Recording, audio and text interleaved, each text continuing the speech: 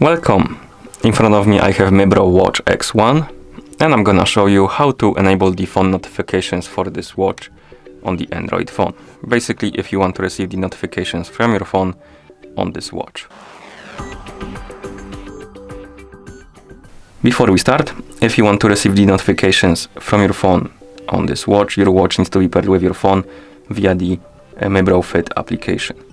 Once the devices are paired together, we can continue and we can open the Mibro Fit application on the phone that is paired with our watch. You can allow or deny the permission for the notifications. I'm just gonna allow it. And once you open the application, you should see the home page. Now tap on the device icon to open the device page. And on this page you should see your Mibro Watch X1 right here. It should say connected. Now tap on the notification option.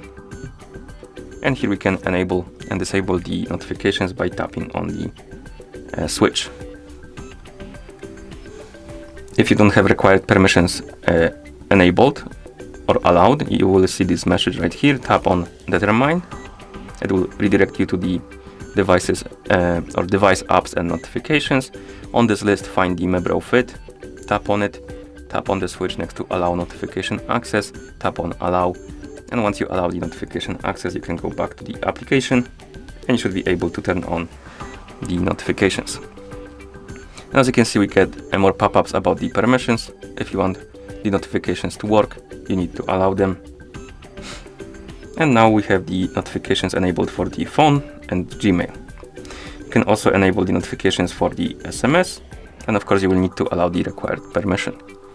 Another option you can turn on is the message bright screen. Basically what this option does is, if you receive the notification on your watch, it will wake up the screen on it.